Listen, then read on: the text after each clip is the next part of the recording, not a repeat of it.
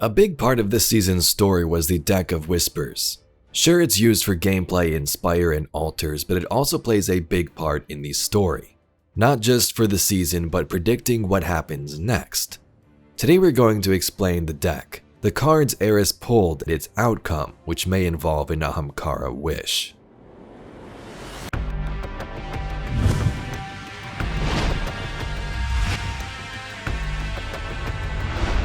If you acquire all of the Arcana cards this season, you will see the cards align in this order on the table. I still have a couple to go, so here's an image from Digital Aegis on Reddit. This order is the same as read in the Eris lore card, which we'll get to, and is very similar to the Celtic Cross tarot card layout. Now, I'm no expert on that subject, so correct me if you wish as we go through this, but this layout usually explains what is going on in this person's life at the time of reading, or whoever they're reading for.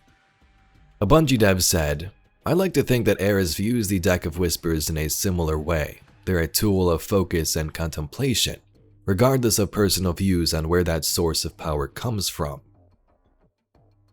Hive magic reveals itself in precise shapes.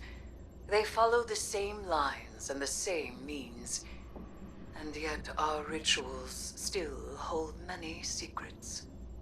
Cards have scattered in the wake of your oblations, our bond made manifest. I call them the Deck of Whispers. And they do whisper. Each of their ideograms appears to carry the weight of symbolism. Do not fault them for the forms they take. They are reflections of the real, and as opaque as the natures of their referent. We will interpret their configurations, divine their use. They may hold many meanings, alone and in conversation. As with all hive magic, they ask us to separate the true from the dead. We will do so. Eris pulls these cards this way, so let's read the Eris card first and explain the order more in depth. Remember that Ahamkara theory we discussed? Keep that in mind. If you've already read this card, you can skip forward a bit. The cards gleamed in Eris Morn's hands, each one a taut web of meanings pinned down in place that its signifier, in all its instability, could be held and comprehended. She lay the first card on the table. Blades. Of course, she thought. The hive's childish logic. But like all childish things, it was persistent. They were all ensnared in its thesis. For now, it was their purpose as much as the hive's. The second card over the first, the adherent, Xivu Arath. The greatest and most committed proponent of her brother's grand theory, Xivu Arath guarded the Blades card with her life. It held her with all the great lies she told herself. Eris placed the third card below the others. The sisters, Arash, Sathona, Zero. The hive god's first names and first selves. But the fourth card made her hesitate. She looked at it, and it stared back. The Harbinger. It could be no one but herself. She placed it to the left of the others. Perhaps now she counted among those sisters. Savathun, Xivu Arath, and Eris Morn. A game between siblings, a love that sharpens. Another card to the right of the first two, the Lie. Eris furrowed her brow. The card had manifested through hive magic. Perhaps it denoted how the hive see the guardians, liars denying the all-edged truth of the sword logic. Or was it the lie of that logic itself? The lie of the deep, the lie of worms. Three cards above the rest, one beside the other. Liminal, Ascension, Lacuna. All the aspects of the guardian's light. She had not held it for centuries. The hive sisters below beckoned more loudly than the light did. Eris made a column of the remaining cards. At the bottom, the witch. Above that, the truth. Then lament. Then the wish. Who was the witch? Savathun or herself? The thought gave her pause. From whom did the truth flow? There were too many truths for any one to triumph. But lament, she knew. The slaying of Oryx, Xivu Arath's greatest loss. Would the truth lead to another hive sibling's death? Eris looked to the last card. The wish puzzled her.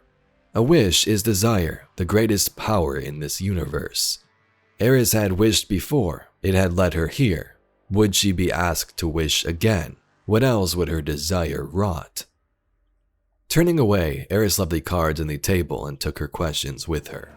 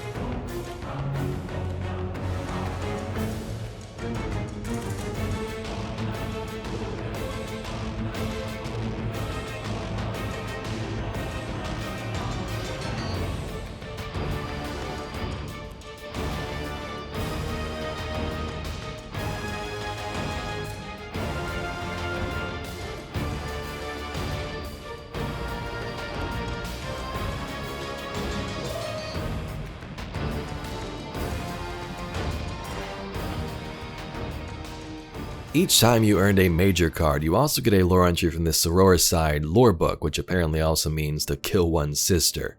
This is known as the 8th and newest Book of Sorrow. Eris describes the text as an almost transcendental unveiling of herself, Savathun, and Xivu Arath. The chapters are her inner thoughts, presented as monologues that have been manifested and transcribed by the cards. It's hive magic, but drawn directly from the shapes the cards represent. So I'm not going to read the lore entries from each of those cards, but just want to let you know that they're there and may tie to the cards specifically. So pulling up some info on the Celtic Cross, here's what we have. The cards in the table are the same order Eris explained in that lore tab. The thing is, with these readings, there are apparently different ways to read the Celtic Cross. Versions where these cards on the left are sort of moved around in different orders, and it depends how you read them. Now we're going to take a look at one specifically to give you an idea of how it works. But for most of these I've researched, the right column is usually the same. It's the left side that changes up a bit, and the user can personalize it for their own readings. So number 1, Blades, where you are right now in the situation. Eris describes Blades as the sword logic. 2, Adherent, the challenges she faces Xivu Arath. 3, What to focus on, the sisters, Eris growing in strength and becoming the strongest hive. Learning how the sisters worked and taking the power she needs from them. 4, Your past, Harbinger, something foreshadows a future event. Maybe Eris's culmination of hive magic and learning leading her to become this hive sister. 5, Strength and possibility, the light subclasses. Maybe it's the guardian using the light to gather these tithes, or focused on Eris Morn's past like she says when she had the light. 6, The lie, near future. Not sure what this one could represent. To me, I thought the lie was involving that hive backstory and taking the worms, unless Savathun lies about entering the portal or telling us how to enter. In that card, Eris describes it a couple of different ways. So these 4 on the left are the ones that can be changed around in different ways you read it, but the last 4, 7 through 10, are the ones that always stay the same, and the order Eris pulled them is this: 7, the witch, suggested approach or power. This could have been foreshadowing her needing to kill Savathun, but again, Eris questions if she's the witch or if Savathun is. Number 8, what you need to know, the truth. Would the truth lead to another hive sibling's death? Number 9 involves hopes and fears, and it's the Lament card. The biggest reveal though is the final 4 cards leading to outcome, the wish. The last card Eris pulls leads her to the sum of all of these events, and it puzzles her. She's made a wish before, likely the one in the pit when she used the Ahamkara bone, and she asks herself if she'll have to do it again. We of course speculated in a recent video that this may involve an Ahamkara. Savathun may have one in her possession unless she made a wish to Riven long ago that set these events in motion.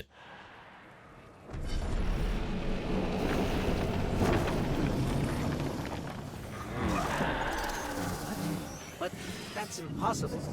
That's an Ahamkara. What? I knew it. I knew the Ahamkara were gone. I knew there was one left. At least one. The last one died cursing the Dreaming City. This has to be another illusion. Again, there are many different Celtic Cross layouts. This is just one to give you an example of how it kind of works. I'm no expert, but maybe you can find a better layout that further explains Eris' story better. Those last 4 cards usually stay the same though, so the outcome still involves the wish. So there you have it, Guardians, Eris Morn's interpretation of these cards from the Exteris lore card, and how they can possibly lay out the events to come. If you'd like to see some more Destiny lore and mysteries just like this video, please be sure to subscribe to the channel. Anyway, I thank you very much for watching, and I'll catch you all in the next video.